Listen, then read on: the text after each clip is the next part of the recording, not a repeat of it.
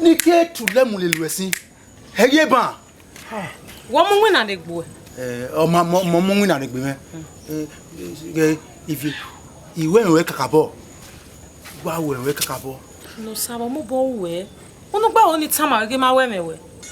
So kun panu me wa we kakabo. Kakabo vie. Wo oni ya ta, onu na ya go ma. We ma we mewe. If you we. Wa do vie kire me. Ni kile ka mo we. Igele wa we kakabo. O ge me fere mi gbo. O ma ro ni we mo e. Duma e na nu e.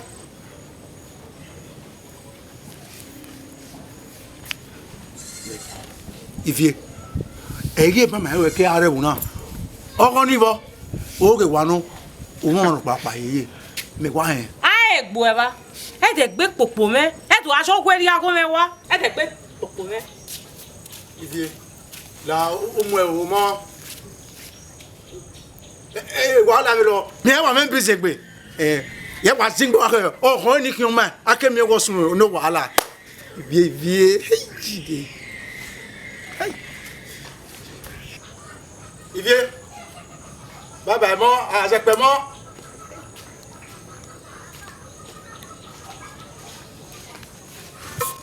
Netena yak gbese. Owe ma ye ko ere. Zigbe na le go ripa. Teke no ke yare de bi a o ne. Zigbe. Me ju gbason. Bi na wa be gbe na o keke na ya wina. Wa o. Boa. O jesi. Ifie. Netena gbese wa ye. Oba no so na ma mani no. How do I disturb me go there? No sa. O ni no wo be ye popo e. Oba we worry. Ya ti gbe o ti ana ori. Iwa gwegun abe na. Nene. Zigbe. Me go iwe here ti mo kwegi ma. O jaji. Kakabo no kwa zigbe. Ya muso bro gari gbo. Ma me jugbo o ta. Lagwa. Na o ke no gya iwe fo utana. Se yo.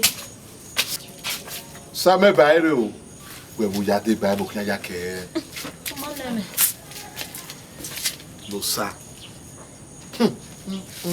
Dona we se o mo na ai.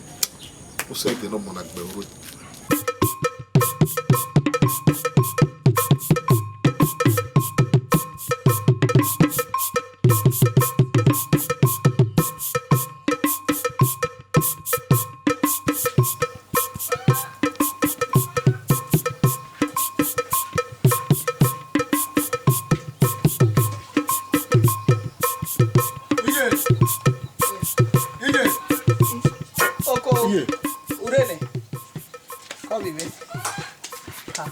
Le yo bien ahí.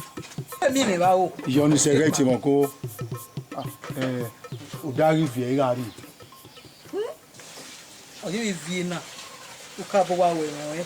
Iye emi vie iwa mu e ku gba kere. E mo wa ron yo ye. Koko. Iye la ni se iye kere ni ya TV. E ri o meta yi. Igbe ni gbegbon ni ka ma we me ri o meta yi so kun pa no igele wa we mo ye. Wa eri ege no. Eri mani ko yi o. E mata yi. Ege na agun egun a. Ire ko le ye seke. O ko le. E ma ri wa di ko je. Ikwe. Iga ekwe o. O si e oga eri o bi fira meji. O ga do gbo opi. E ka o so na. Ya waye ya o ifi o ogbon mo bi ma o kono su emi jo won isago gba ko ifi e ko de gbe ye. E ta so wa. Awa waye ita awaye a we fi gbe ye. E mo bi no. Iye. Era mo. Orugbo si we ni se gele bayi. O dogun e mu gie. O so ma mu dia kere yin. Won e gbo ma we bebe ri o. Mo Igbe me situ ade o mu dia kere ni. o koko. Iye. O ju we ti mo ko yi. Mi we enini ko ovi oba ovi noge ahati ni gina. E ma ta no mi me. O ko ori me. E o we hi. Ma we gun. O ko me we hi. E ba we gun aye. O we zegbe hiyan. O mi we zo e. Ma iye so pa ira mi oba ebe noge. Ma be no tiny where we call working. Ma we don't need. Oma. Ike ga ti we oko na obi oba oko na obi enogi. Ahia, o la jira. Ye.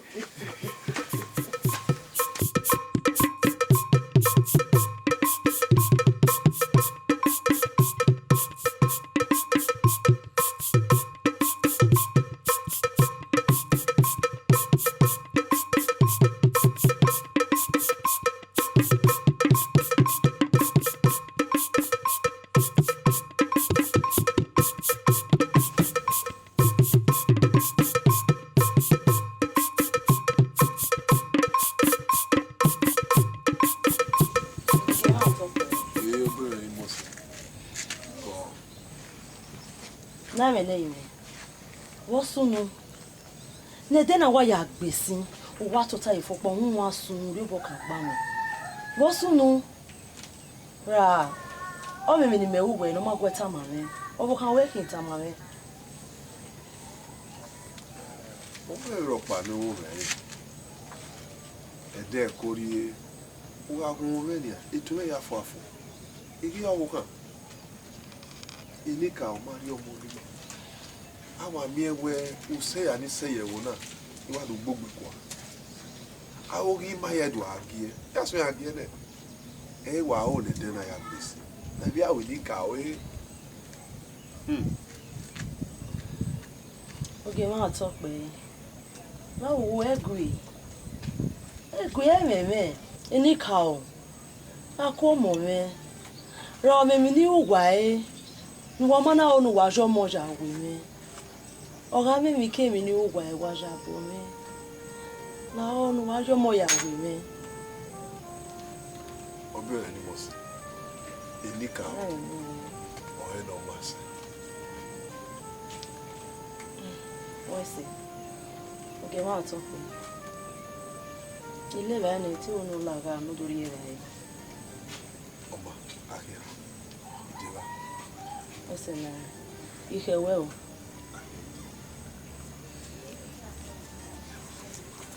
Níkà o. Ìmọ̀ àwọn náà fọlá ọ̀ kí ó kí àwọn ẹgbẹ́ rẹ̀ wọ́n àjọ mọ́ mi. Ẹ̀sọ́ ní ilé ìyẹ̀wò náà ní ẹgbẹ́ kan.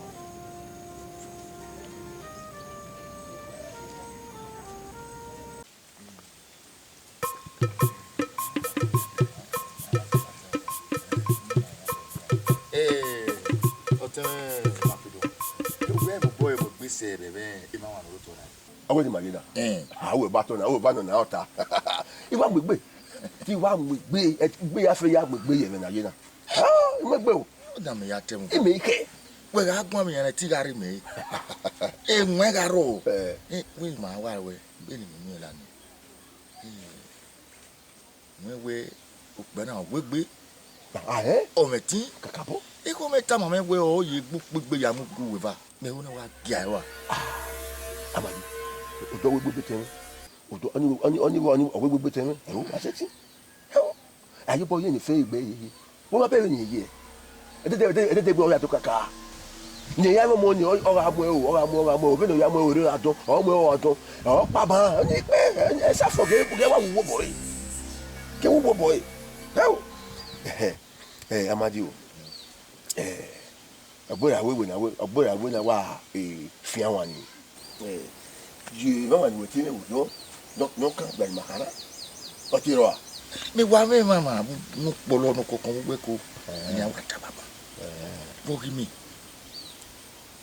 hu na ma we gba fi jo pa iro mo agbati ma me o no pa mami erwe de ni aga tin ni aduemu egeni egimo ekporo egimo tin eti go ebe ni amadi e wo ya kana eti asonya ja aseti o ni go eti wa ma e ma ro na wa gi ihu ni yana na igi igo eti wo yo ki baba no ti ya pe mo we ma be ni meji me no mu kan kuta igwara e bere we ti wo me be ye ki ko we se ma fi ama eni o ni tama we wa la wa ne ga mi ami we e fi ekegbe amadi ami go eti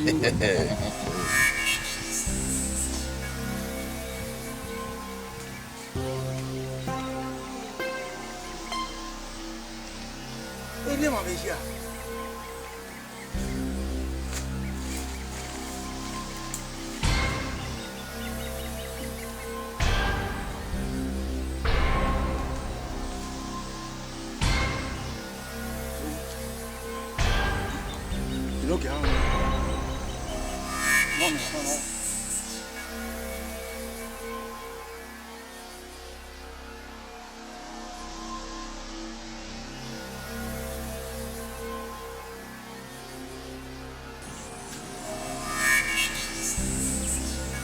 Oko, what give me? I wear the man won't. What's soon we? You be ning wise so now. Suma well. Yeah, where no gain getting. No, sir. We're going to get baby on your video. Ye, I will there. No more here to tie ye. A kitty or akba bonica. Agbona we big bill. Also no Sami me. Meanwhile, Mudane, Enogina, Kakabo Mudane me. Room da, a magbina yema, a magbina you woman. Panic bomber, I am for. Aim no woman. Agbinajo.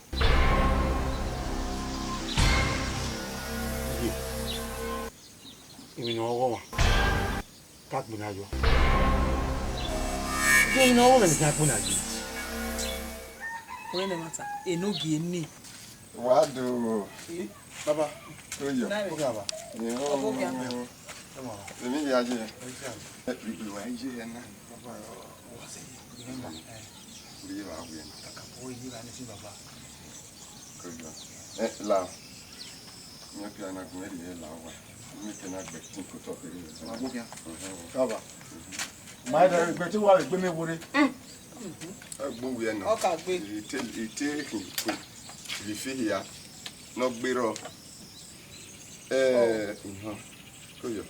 Imie okbeanigere erivie bude. Ide awe ma ye. Ona mo memudia. O we ni ka minusa ya ba we no gbagbegbe omi enu ko. Omi erivie bude. Awe mama wo. Awako, awe no nyaoji. Mata teni. Uwe gele kwejo yi. We no saba no be baby. Èmi no ya mi teme ni egbe ni ma do defietin we gbiyan e o ya mi ta won be ni aje yen Gimade yo ama we na awe mi ni ewe mi mi unwe na teti me valoi o ivire mo so ni awa e bi egbebo e ni rivi awe no irema ama la won no la sa me me ya sa mi emo si via ivire mo so esia Ora isegbe mi ni anani ihu iya wa mo gangan o pe ari ihu ohu abi omodo eri ona we gbe emi hu abi ma we no tai na mama jori no sa me iye tin italo igele mi no sa La, mother gboni ni. La. Ija, we are not van ye no sai. Where me me atam we. Where me nota. Wo ha. Eno sa so gwa me. O wi en do mi won be opon wa no si ko gi ma wa ni. Won me nota ma ni. Eno sa wi en we me. Ita, o ma mi o be gbera me. Awe mama. O. Leve no sa na son no we. Eno sa we me we. Iwe ma we mu. Ma we. Yey. Ibu wa me no sa. We na we mama. Ya he yo wa o. La wo. Eno sa we me we no ko yo e. Jesu wa. Oh, que no va mose. Awe mama. You are. Me wo gwe jogwe be no kwa ne. Nana, un ewe, un egbe ya. Awe ma you are. Yey, ni tama we, zebo se me. Eno sa we me we. O we me we gbe. La. Ima o le gbe je me no sa ya popo mo ri o ye. Je ni kai. Igwa yin ya we la wo. Do ni my vaya house. Hey, give me no say la son we. Ah, e no say we me we. Ah, Oh, ma we won. oh. Ona o say give wa me di. Edune boy. Edune ko na rame. Ni kwere. Ni aye na.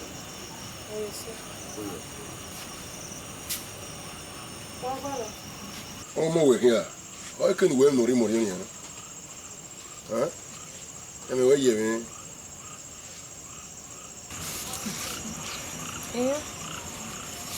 Yeah, look fine.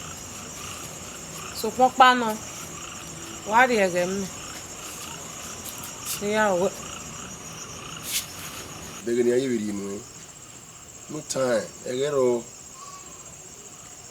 Yege me kuri we me ni gun la we. Ge wa ko yo me ni time. Ni ya fe no ri o ya. Imu egbe. Iwa mu egbe mo. Wa ko yo me. Sa genyone. Yege me ni ya o e. Wo et we wata me me no. Ku me ya o e. Oh. Se mi e o pion po me. Ah, ija. We zo bo aye. La si aye. Where's your boy? Ah. U bi akolo mana. Okay, sir. Oh, where? Ya go go one. Okay, sir. Who up your power? What am I saying? Sorry. Who the Mary? Who can look at my really go to the way we're going? She's my girlfriend. You no try now, we try, don't we? No. Where, Papa? Only be you are. Only me. You are. Damn it, go again. No sa u bi awon no ni se. Damn it, go again. Bi ya to ma me pepe na se. Damn it, go again. On is No, sir, me. I will. Okay. Umeloki. Ni warowa. Warebi dawe dori. Women here.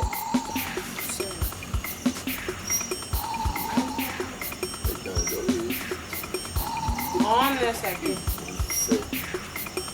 Where can I go?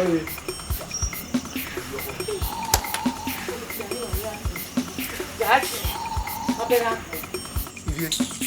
Udawe no. Udawe no. Eh, why that's Udawe. Musa. On say.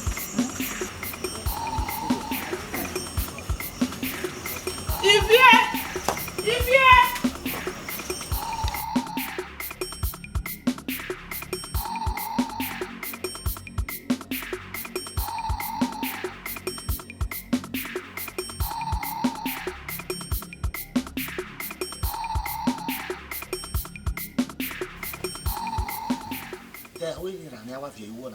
Ona ya ya gbe ni otene. Ah, wo sisa pa rugwe na mase. O sunere. Come let's go go. Anyway. Amadi. We are going marry la jabu wo eh. Ya we ya wa. We wa bo ya. Yakubu wa yin o we ni mi o to. O sisa le me wa pere o ni. Awa aje me. Ama bo egbe.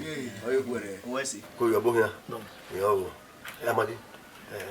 Yina. Ayila. O ya ye. Gwe gbon ne. Gwe gbon. Gwe gbon. Igu no we mi. Ibi ta ya. Igu gwe mi. Me ti awon. Akoyo. Onu ka ni. Ko yo. Wa tomo wa bowa. Na me bowa. Yo. Ona bo mi. Awa Me wa gbon na wa ni. O we ku mo adu. We ya kiyan mala mo wa gbon. Awa. Ke meji. Ma ti u. We na ta de ba ni wa ya yo mi mata ma. O ya ye wa ti we. Domusa. Me we Mr. Amadi ko nyegu. Nyi wa gumegun. Wa me you know wa kan se kan me kan se ti ya la. E ba ni ya du ero de ni munade. Domusa. O yi go no ro atoni no. No we gba gi o de na me. Be ni ya jo we gi wa. Ini wa e. O pa mi ya ge wo.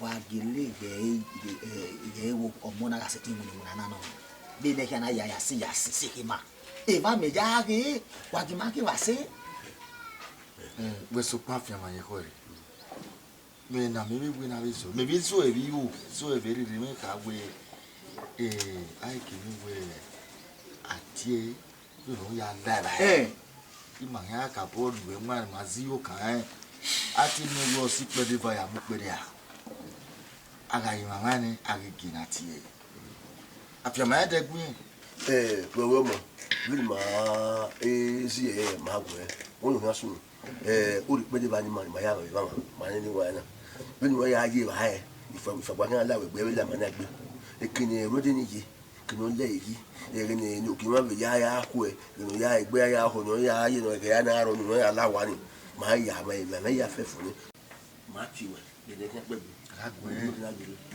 wa wa mi do ni ni ti ya la ni ke ba se gbegbe mo ya mo pe ma mo we o ke na ni e ko ya wo no ki are ku e o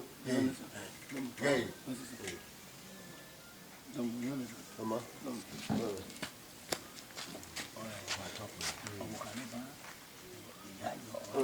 o gile seti mun na ni ba te ye nyame we ma wo we ni ke so nene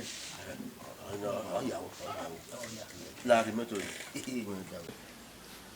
iwo na ma ti ku ese na oteyo amadi ikpe anihi iwo na ku ese na iwo pataki na ri we na ta oteyo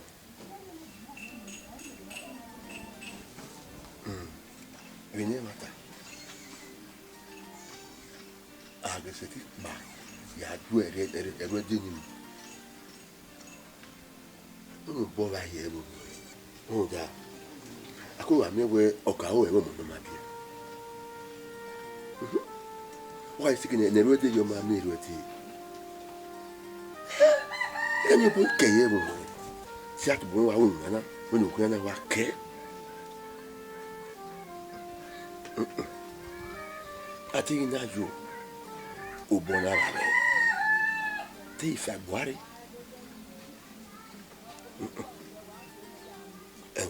when ma di tani ayno ibamo ayo ya ko kana ni ka no kin ayo re no kin a mi ero de mu bu ya jo wa mi we re bi no bo ba gba me igbama ana ko imi no imi ya si ma fi do mo gba ma eva ama di wa ma eyi a gba mo ayo tinyo ge ma fi do David no taji o bo ba gba ma ama boy ai ka we amadi okay ifi ayo gba mo ayo kama no ki ti amre me e me tin do wa mama di mama wa Nave no nye puto pa no ro wo biwe wo no we ni ga egi ewe afu egbe awa jadi oyi nave wa o no ri pa zona o pe ade abi o ta de ya o ni gbo so nave yo e vai ri wa na be ya ri vai o ka o le ba o afu egbe o ka no wa o wa me to me wa o na du na o na no ki e ku ya fi aso wo yen o bi aso wo yen ya ye no mano nave no mano ni wa e ko ya se wo yen me ya bi abe we ko ase wo yen me we se nave mo le gabe o le gabe pupu yeke pupu gele wa to ni wa to wo imade ni ye me o imade ni ye me o imade o me ri pe me o ni yari e ba wo wo mi ame abake o si o akonya negbe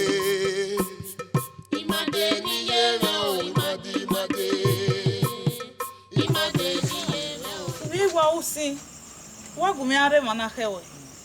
La egui. Meto wa if your body wana. If you marry, Iya. Maybe vie we amia.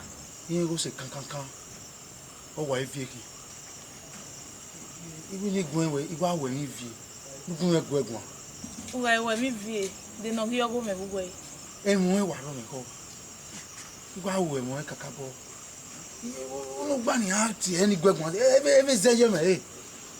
Igba yin wo pa kan ati gun egwegun la koko. Ma ye wa ati gun egwegun. E gagun ya ife ya wa pon we so fo me. Lao, imete gbo e ma ende. Iku ni ma vivie ku. Na ya mo egbe no pe ya. Indigo. Ewo, egbe e vivu na. Wa gwegun. Oma. Ya gwegun. We see. Ya gwegun. The kind they are doing. Ija, ibi ya gwegun. Ya gwegun. So come the kind they are doing. E mana ribota. Ube zede a kiyan gbera udo a check. Won egbo ime ri are mana. Ube le ba ni we mi o. Won me ni kai. Mi a wa rotota. No do a check do wa very mana. No. Ade we say ma to tell what do wa mana. Oma. Ya do ari wa. Oma. Okay. No sir. Ebi ro pa ego e wa igo. Awi igo no. Uri emeni iveri gie. Igbo o we je beri o ni we fi ko we. Ivie. Any vie gidi. Ade.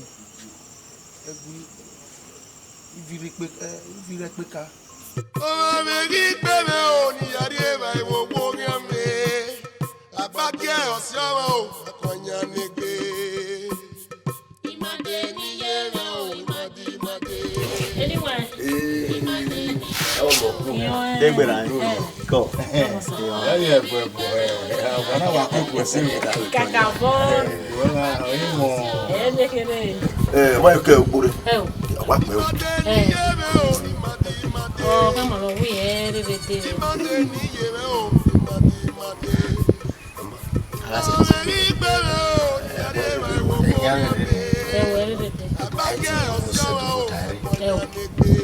Anyway, I can get me a few of Cabene. So let's take it in. I order for my mobile me, where my domi. I know. Even the married by my wife diary.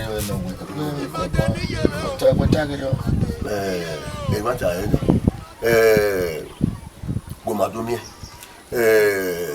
elda fun vi maka we so maka igbase kugbe maisi oni ona ku mai wa ku yo na we asuwa ya ha we sele iyomo be ma de o ya o ye e ma ru daire Benin mata. Oga so le so dem ma me. E mama ni kai we o we rifi o kan se ti wo yo boda ni mo. I don't know. No. Opo. O te we gi o te na mo sa ba we ni afe o da fo kan ya we o ne. O no ka me o gi ni magano we na te o we no ji ene. Ri po e klaka. No ya to le bo ni ya o ya mo me mu ye no ma bia o. O ma bia o. No ya to le bo ya o tun ko ka wa. O te ni wa ni gbe o ke si e we me. O ke no a to ta ye. Dame we amero ya ti ya po e bare mi lawa no mi ma ke mu na nya o no we obi we no ko na ni vie ni o ka si ya we wa ni ma wa yo to na o ma ru dai ire No ya we ma ma. E wa ru dai do me me. Gbe wa na o gbe gbon me kire ya we wo gbe mo Ni ke wa so ni e ni me. E mo yan iwe. Eni ye kwere. Oda fun me gun egun. So mo paro. O ha ewe sugigo lele kian. O gi bo ro ra. So ni aye. Wa so ni. ri ma tai. Ah, se le gbo bo no ma. So you go no ro aye. Wa so go ro. We ma fi ma. So kwa no we ni ma na.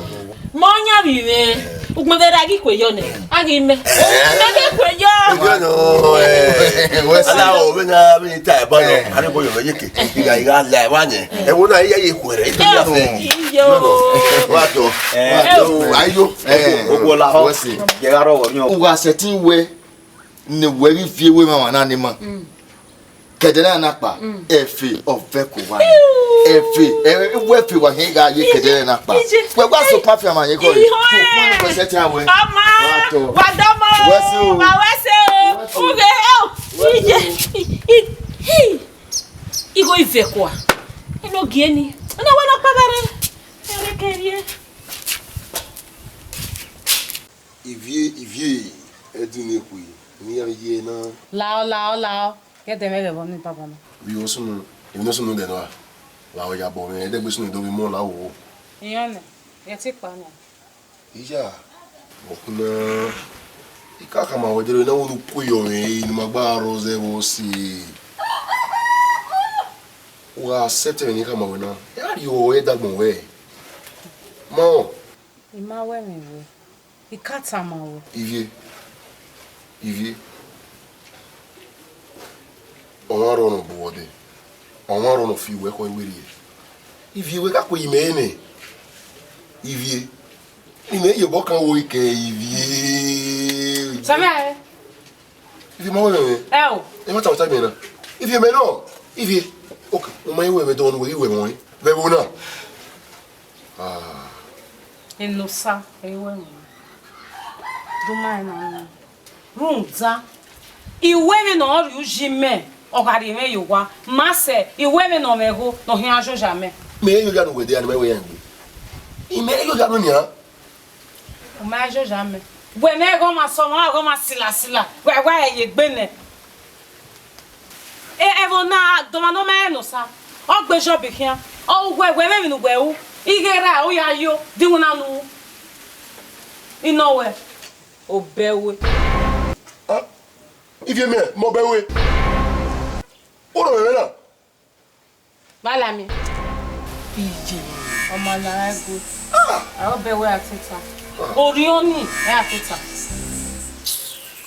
ivie ina bungbe ni ha ivie me we ro ye me won no kin enu sa kan ro ya e idege ni enu sa kan ro ya yin tana e me won Ma degewe. Eno se me deve mi no si. No ya gwale mu no bo awo. Obewe. Wona de lare ni pa manare. Elosa. Go wa tare.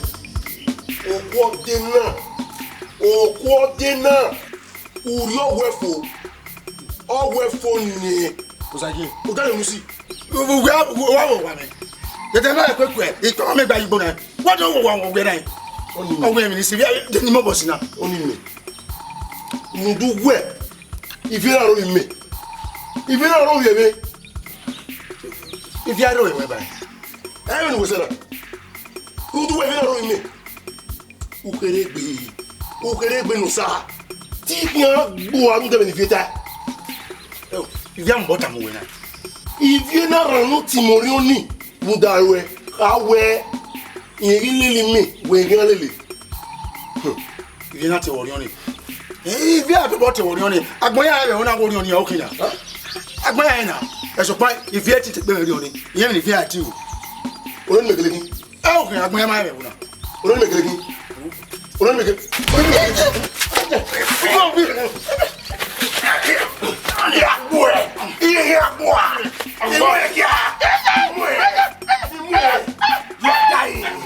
You are dying. What is what you are dying. You are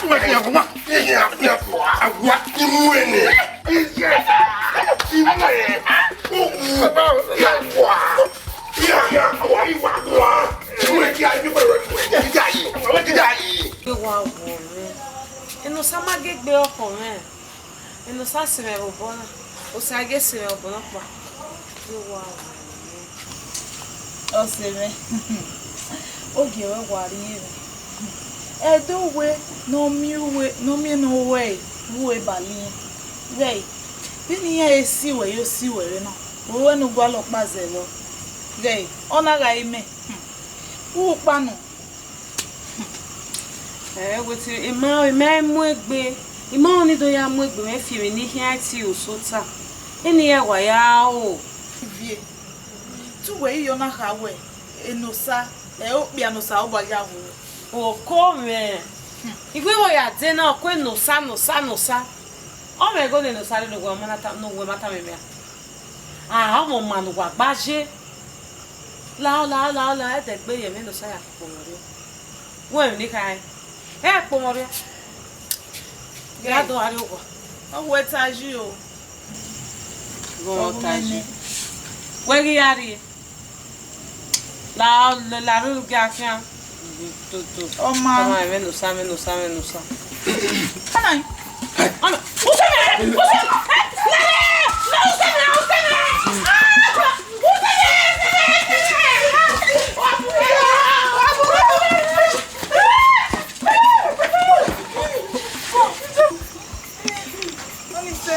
Bon wa. Uda. Bon.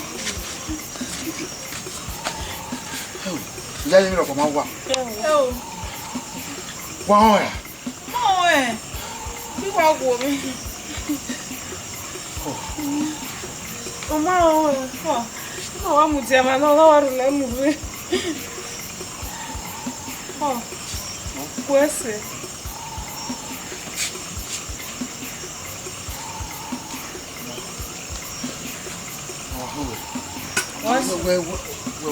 Wọ́n rí apá wọn náà. Wọ́n á bẹ́ ìgbàmọ́ náà ń dá yà. Ẹsẹ̀. Gàrí wọ̀. Yé, nígbà rúlẹ̀ kí á, inú sẹ́tì wà lè dé. Onye mo sa bọ agi ẹni. Me wo no sa ba igi. Ya. Me no mu ja fe ma le tin no. E ba wo ni ke. No sa, la mu je. Mo bi o ri ma le bo no pa do. O, ori ma we ogele wa gbo obi. Baba, tí ló sá gbé wọn bí. Hey! Ló sá gbé mi sọ ẹ wọn wò. Ògì ẹgbẹ. Wọ́n pàpà yọ èyí. Wọ́n gún yẹn kí yí. Ifun vi ọkàn ni ọdọ tán gbé ni. Ọ̀rẹ́ gbé. Ọkẹkẹ na bunu ibo. Ẹgbẹ́ amú ẹgbẹ́ ni. Baba, ọwọ́ ilé wọ́ta. Ló sá. Imade ni yeme o imade. Imade ni yeme o imade. O ane ni peme o ni ade re wo me. Saya. Wa na ja gbo e o sa gigun na he. Baba, ajo ka sun ẹ. Ọ gbó bí yọ̀ wá o. Ọmọ agbo bi yuwa o. Ama na gbe were gbe. Abi mo wa ba e. Amo ma ba e. Uta bi eni wo mo la kwana. Ne. Mo la kwana. Ne. Leno osage, leno mi gbi na je wa ni. O wa fi gbakara na oge. E o ma bo ode, no fi pe be fa, no mi no jo wa, no fi a oku a. Wa ta bo ti abi e. Egbe bo uta bi eni o. Lare. We ma awo mo nu we bi. Mo gbin na buyan akia. Buyan akia. Nani. Iwa ti mi amegbe. O wa ti mi amegbe. E ba ti wari na ti agbo yan gino wa. Wa si elegi ma wa. Egbe na mo. O ma egbe bo, iye we rijo. Yín wò ká mi yẹn bá wẹ̀ gọ́mà ẹgbọ́n mọ̀ nìyí. Ìdí gbọ́n mọ̀ nìyí. Ẹ má ta no mo bi o. Mo ibe ni ja bi o he. O ga sege ya tamawe. Mwana ni gwana na. Mama ba. So kuma ini okpo a ome. Every big na. Baba ìgbín náà. Ìwé ìdẹ́ ìgbé ìgbín náà yìí. Nga wa ni asame ko. Oya, mama. Mama ni ko. Yawe ni mi tana. Ize do.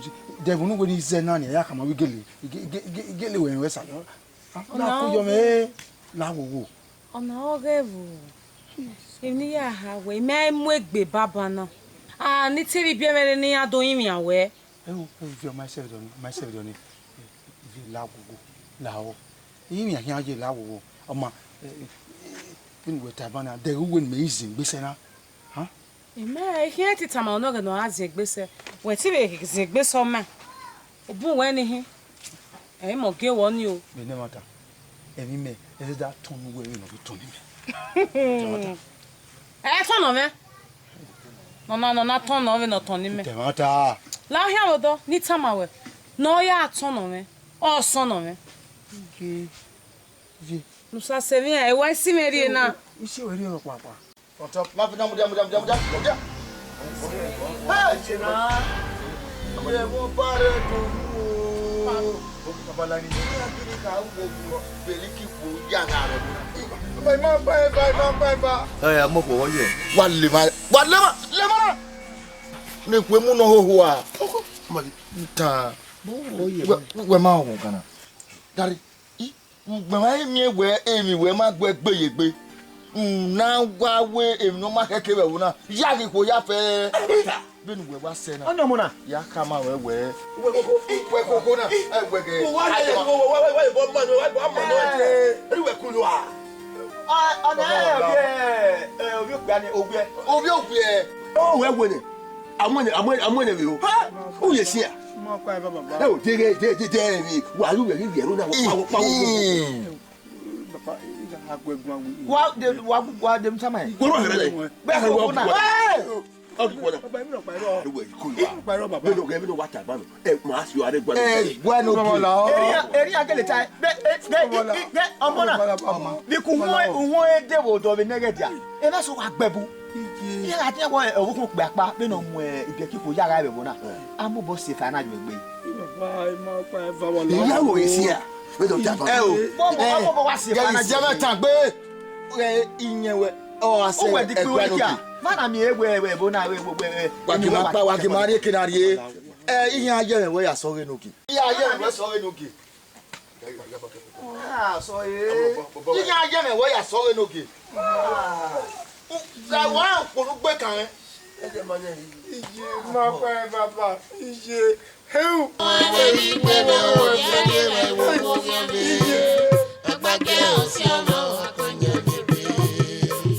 Imade ni yere o, imade, iyere o, imade yunu agbo me o, imade.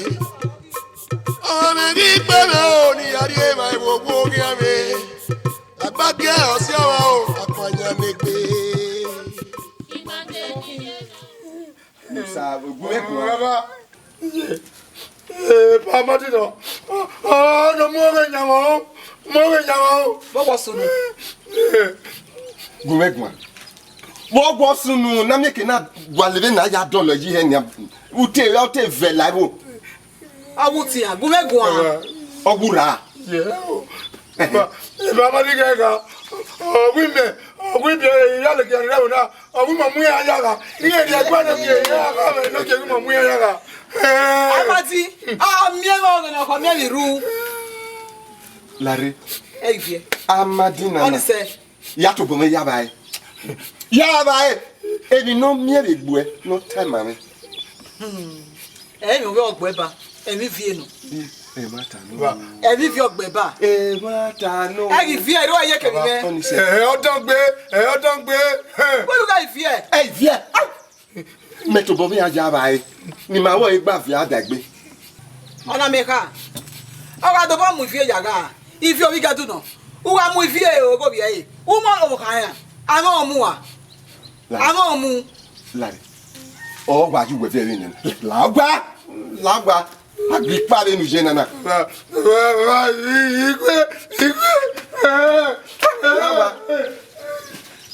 Gege. Gego. Walking. Gego o ja wa mo kan wi e. Gege. O ya o yin ra go zuo. O ma ge le lo bo me. Mene sa de no to. De so le lo bo me. Esa ge no toni ni we gun aka ni. Ya we no lelwe. U pepo egbe. Dagbepa. O vie wowo. O yin la go zuo. Emi no kan we ti e. De sagbe yen mu.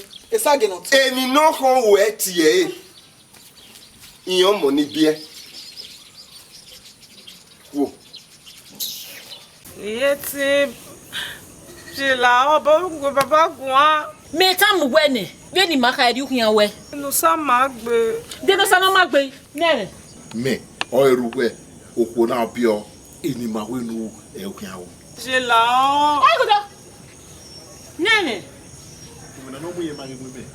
O ge me le kai me yen.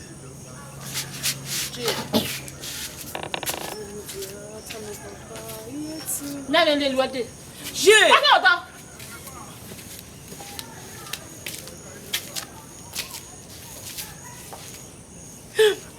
Yeti.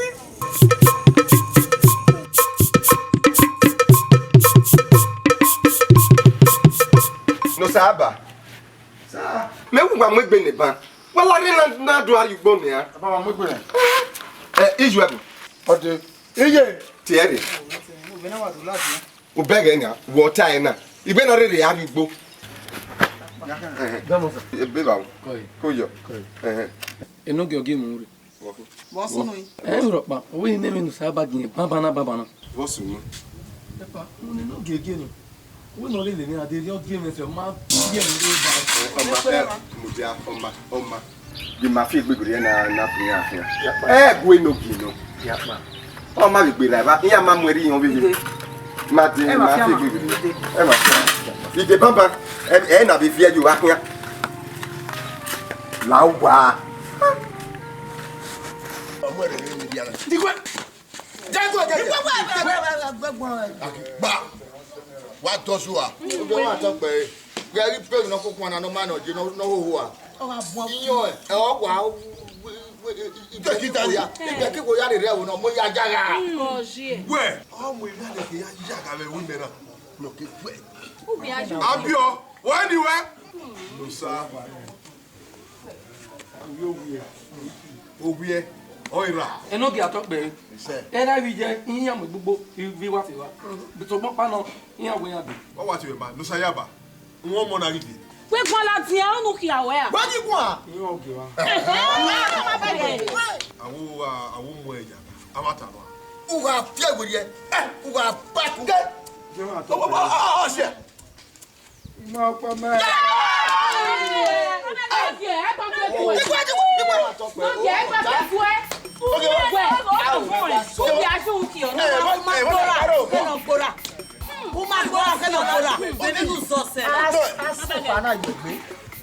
Wo ya ti wa ko wa mo e ro ri pa o. Ori e ma we kele we. Owe. Ko to ni o te li ge wo ye wo bo. A pe ma ko be wo na. O ya ke o. Okay, ma so pe. Okay, ma so pe. Ana ni.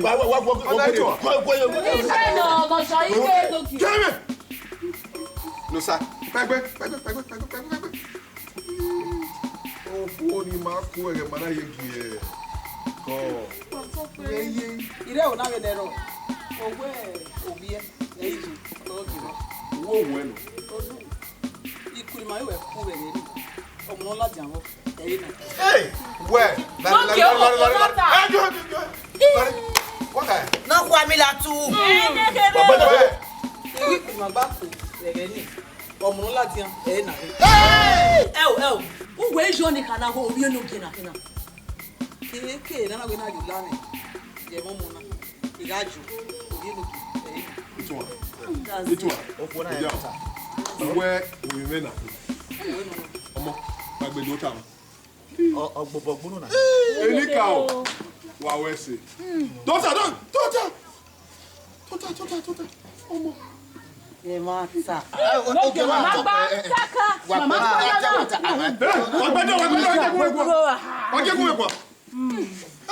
Wewe ya sinu na manamio. Wo ge te kwejo oge ma. Wa so pe. Bi wo be ye na ya fe. Ogi ma. O do ga ma. Eya ya wa ke. Omo na no mi na. O do de kun ya. Bi adu iko. Ni he amu we ye kete we na re. Aba no we. Pare. Ima fi jon. E pa amadi. E mi e me. Mo pe ojugbo. Vie. Gouegouin. Emi odugbo. Ni ara asuma. Ni aya igborin awa e. Ona ya iloze. Ni na do mu ore ba me. Ni make na pe man yi me. When you na make na mi hotel na ya. On top oge wa. Imafida. Pato bogi wa. Imafida. Pato bogi wa. Wa su mani na do ya do rede mu. Awawa. Pato bogi. Awawa. Ima bowo. Be amade agana go. Amadi. Pato bogi wa. Ko me ro kana. Well. Na eri matai. O yo ya sunu wa. Amadi owo ni dai. Ayasi na mo pa ayasi me. Oge wa to pe. Iga ahun ba madi. We imu iho ne okarele ni aya amu ni ne eru ede labia. Yo ga no. Wa to bogi wa. Odo ka we. Wa ayasi ayosi ni se me. Odo we do ni ya la kokoni. Yo sunu teme. Wo ka wa to ta ya kokoni. Yo ta ya. Wo ka wo ta wa to ta ya kokoni. Hey! Oge ma. Eni agbe pere na. Omo na. Oge ti te wa sa mo na. Ifie. Gwe mago. Ẹ má tàgélé náà. Ní àná mú igbó ní ra ẹ̀rí ṣe rẹ̀. Ní mẹ́kẹ̀ náà tó oge. Ó kọ́nà gbé wọn. Sọ̀kún kwano. Iṣẹ́ lọ sánà tàmà mẹ́wẹ́. Ine eti imana kweyo igo ni amu me. Oge no sa aseru dai no sa. Oki ae nogi. Ina kweni ga amu kan e. Itu amoko. Ona ikonu wa do lega me. Una manya. Ayi awese. Inu wene. Amadi. Wa to bogi. Amadi. Unu gba ti we. Igba no ge. Imade niyeme o imade. Imade niyeme o imade.